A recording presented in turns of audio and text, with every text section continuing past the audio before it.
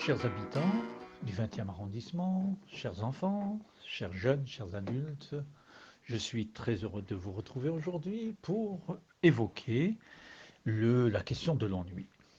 Euh, c'est vrai qu'actuellement, nous sommes tous confinés chez nous, depuis déjà plus de 2 semaines, et il est possible qu'on puisse se dire qu'on risquerait peut-être de s'ennuyer, hein, de tourner en rond. S'ennuyer, ce n'est pas seulement ne rien faire. On peut aussi s'ennuyer en étant occupé.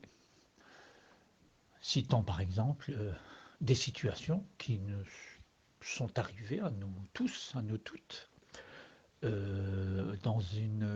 En classe, on peut parfois, il nous arrive de nous ennuyer parce que la matière ne nous accroche pas trop, ou bien le cours n'est pas très dynamique, ou bien l'enseignant n'est pas attentif aux, aux élèves.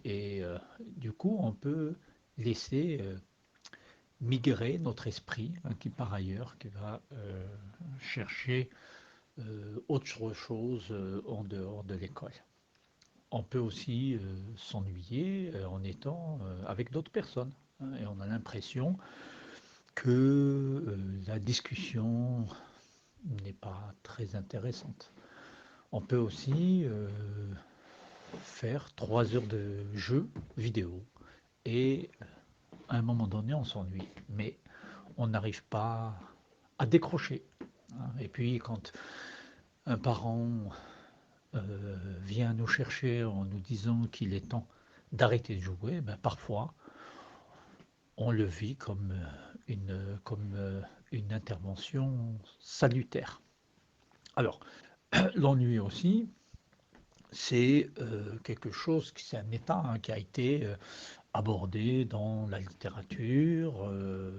Baudelaire en a parlé, Camus en a parlé, et de nombreux autres auteurs. Alors, l'ennui, il peut avoir plusieurs formes.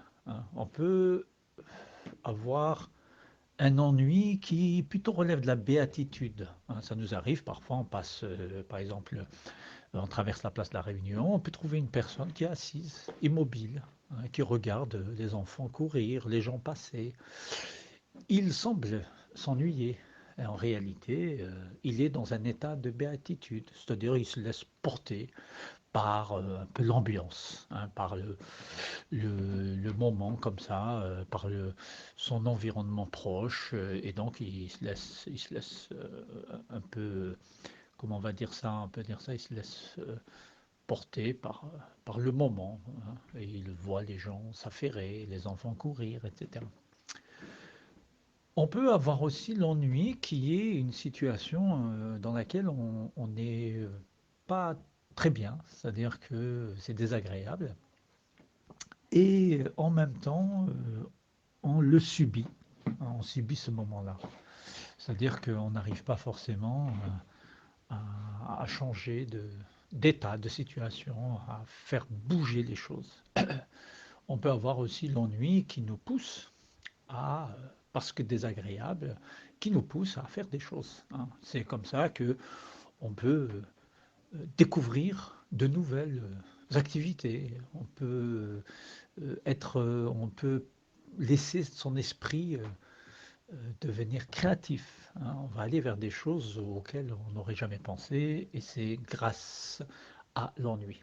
Enfin, effectivement, il y a l'ennui qui concerne plutôt des personnes qui sont un peu dans une situation dépressive, et pour ces personnes-là, il est plutôt nécessaire donc qu'ils puissent bénéficier d'un accompagnement.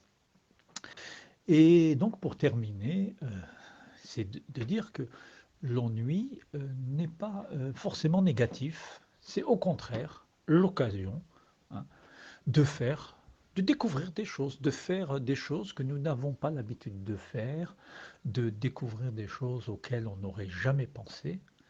Et donc c'est un moment qui peut être très fertile, qui peut être très créatif, du moment qu'on se laisse un peu, voilà, du moment qu'on se laisse porter et qu'on essaye aussi de, de- voilà, d'explorer de nouvelles choses. C'est aussi un moment qui est propice, hein, à la réflexion, à pouvoir se poser, réfléchir, écrire, et puis voilà, euh, rêver, hein. Ce sont aussi des moments où on se pose, on est un peu déconnecté, hein.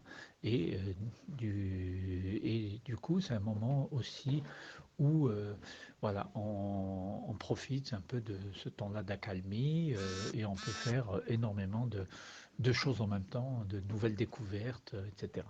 Voilà, j'ai fini sur l'ennui. Si vous avez, j'espère que vous avez bien profité de ce moment-là et que ce moment-là a été très agréable pour vous. Voilà, je vous souhaite donc de très bons moments et puis un déconfinement qui intervienne dans les plus brefs délais. Merci et bonne soirée. Au revoir.